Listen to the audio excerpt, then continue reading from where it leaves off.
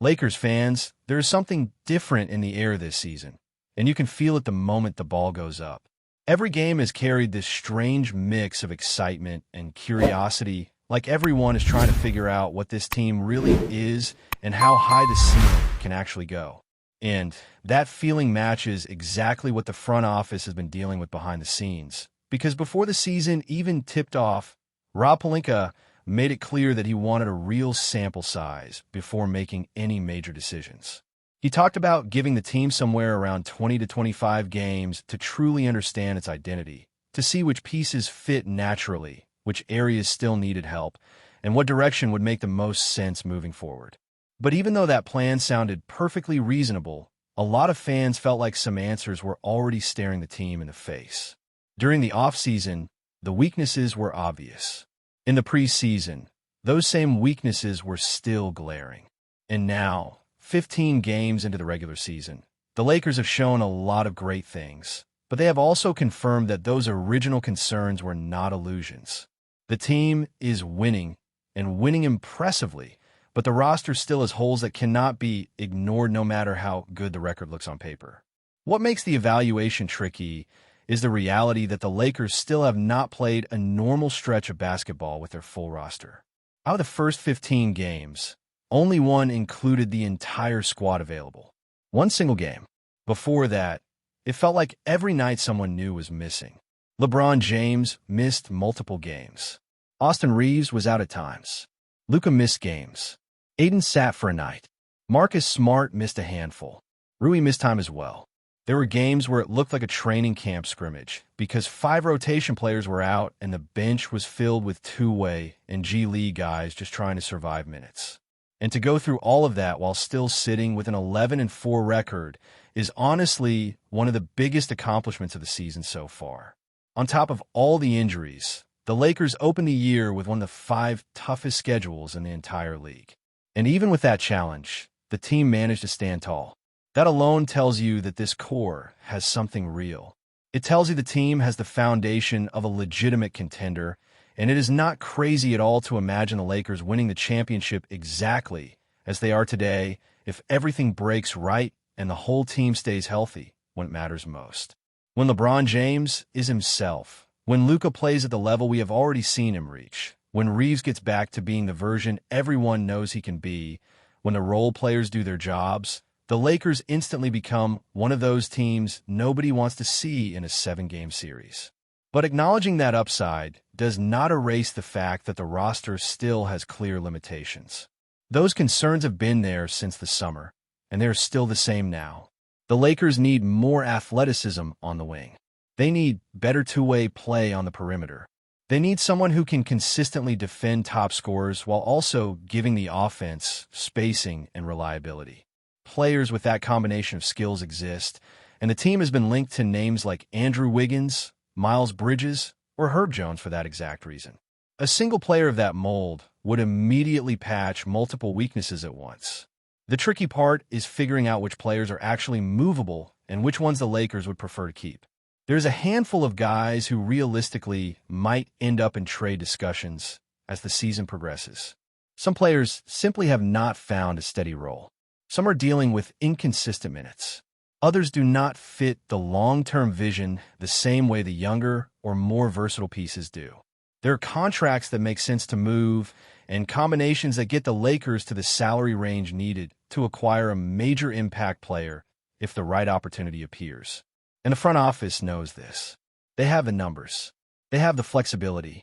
They also know they have around 4 or 5 players who could be packaged together depending on the type of move they pursue.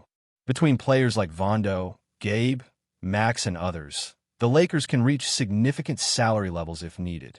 Add someone like Rui to a deal, and suddenly the Lakers could even match a near-max contract. The front office is not boxed in. They have options, but options only matter if there's a clear plan guiding them. The challenge is figuring out where Rob Pelinka's mind is at right now. 15 games have gone by, but do those 15 games even count as part of the evaluation window when the team has barely been healthy? Does he look at this stretch and think the real clock has not even started because the team has not had a fair chance to truly show what it is? Or does he already feel like the weaknesses are obvious enough that he does not need 10 more games to confirm anything? This is where things get interesting, because the Lakers have an upcoming stretch that could make their record look even better. It would not be surprising at all if they come out of it with something like 22 wins and 4 losses. And if that happens, the fear is that Pelinka could look at the standings and decide there is no need to make a move at all. The team is winning. The chemistry is strong. The stars are healthy. Everything looks stable. Why change anything? But stability can be deceptive. You could be a contender without being a true powerhouse.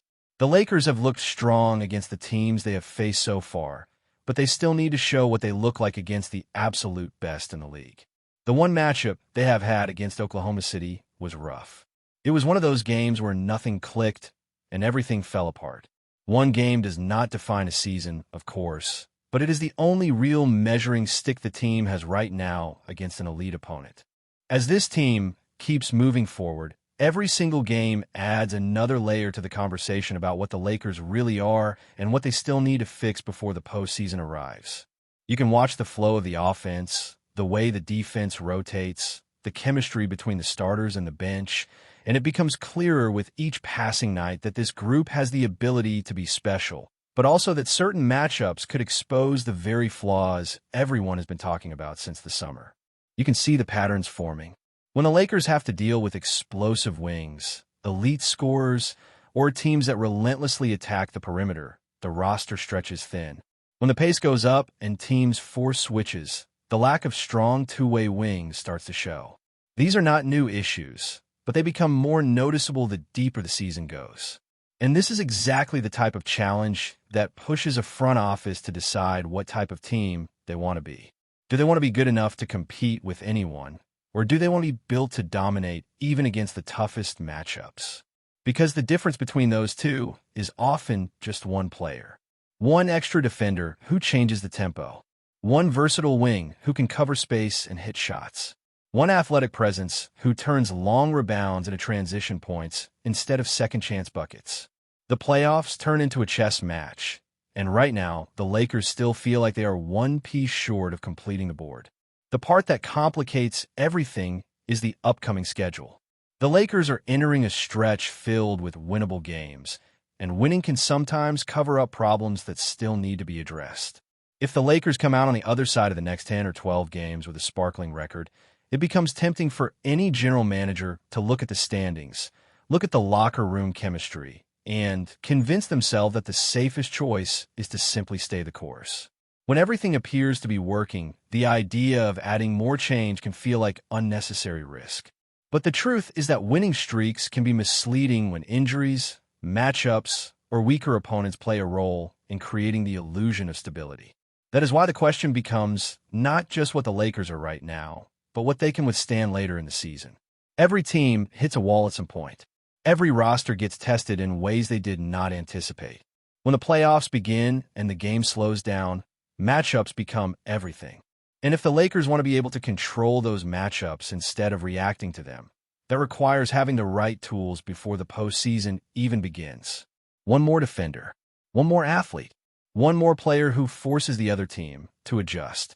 That type of piece is worth far more in April and May than it might seem right now in mid-season when the wins are coming easily. But this is where the front office's mindset becomes critical. Rob Pelinka has earned a lot of trust over the past year because of the moves he made to reshape this roster. He did not panic during tough stretches. He stayed patient. He waited for the right moment. And when he finally struck, each move made sense. It was calculated. It was precise. It addressed weaknesses without sacrificing the strengths of the team. That version of Pelinka is exactly the version fans are hoping to see again when the next trade window starts to open. The fear is never that Pelinka will make a reckless move. The concern is that he might hesitate too much if the team keeps winning, especially if the record becomes one of the best in the league. Winning can put front offices to sleep. It can make management believe that the roster is complete when in reality it is only surviving. And that danger is even greater when you look at how the top teams across the league are built. Oklahoma City is stacked with long, athletic wings who pressure the ball and shoot. Denver has size, chemistry, and a postseason rhythm that is incredibly hard to break. Houston is becoming a nightmare defensively. There are teams the Lakers will eventually have to face, and none of them are built to be beaten easily. So this moment in the season becomes a crossroad. This is when the Lakers need to look beyond the wins and truly study how they look against the toughest matchups. This is when the front office has to ask itself whether the weaknesses they see will fade as the season goes on, or if they will only get worse when the stakes rise. Because when a roster has the potential to win a championship, not acting can be just as damaging as making the wrong move. Standing still can cost you a season.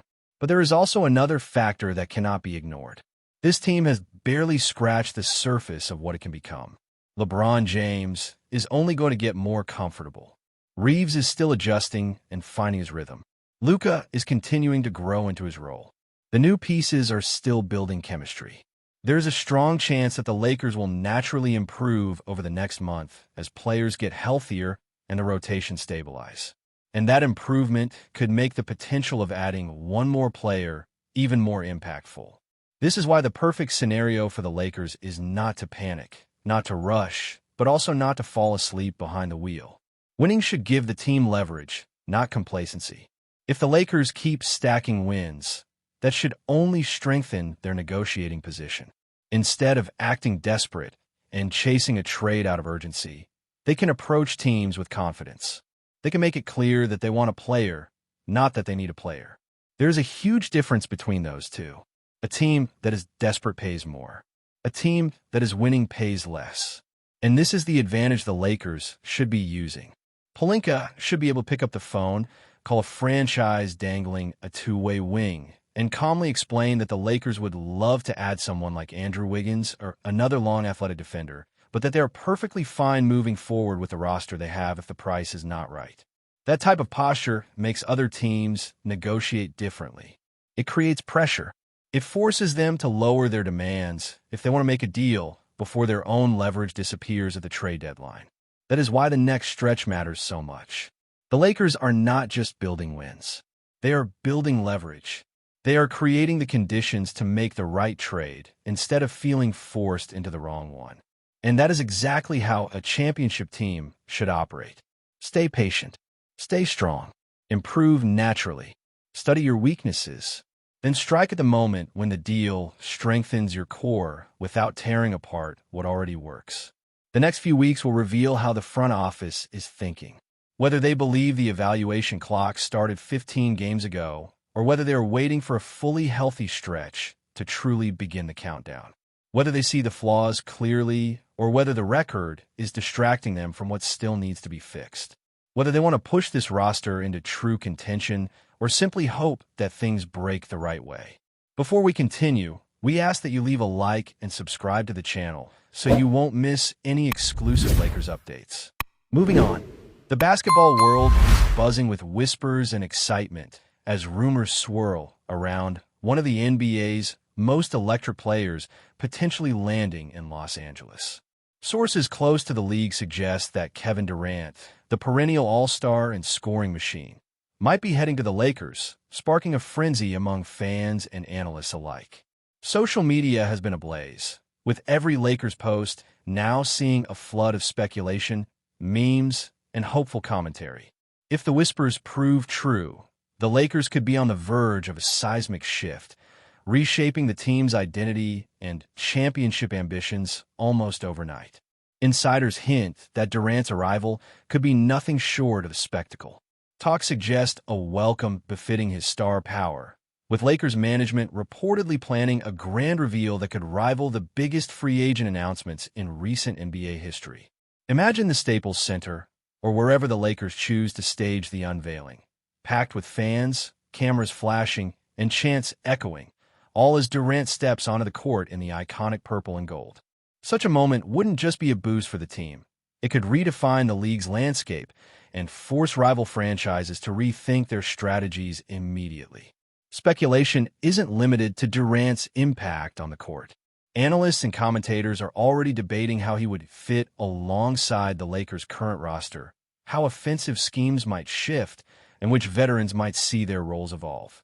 The rumor mill also suggests Durant's presence could ignite a surge in ticket sales, merchandise, and global interest, turning every Lakers game into a must-watch event. Of course, nothing has been officially confirmed, and some caution that while the buzz is intense, these discussions are still in the early stages. Yet, the energy around the possibility of Kevin Durant donning a Lakers jersey is undeniable. Fans are dreaming, pundits are theorizing, and the NBA community waits with bated breath for any hint of official confirmation. Whether it's a calculated move by Lakers executives or just a tantalizing story making the rounds, one thing is clear. Kevin Durant linked to Los Angeles is enough to send shockwaves through the basketball world. If this rumor materializes, the Lakers could be on the brink of a new era, an era defined by star power, championship aspirations, and a spectacle that only a player of Durant's caliber can deliver. Until then, the chatter continues, and every passing hour only fuels the imagination of fans desperate to witness what could become the next great NBA chapter. Stay informed exclusively about Los Angeles Lakers news. Subscribe to our channel and hit the like button to keep receiving daily updates. Also, share your opinion on the news in the comments, as your contribution is crucial for the Lakers. Stay tuned for the next video.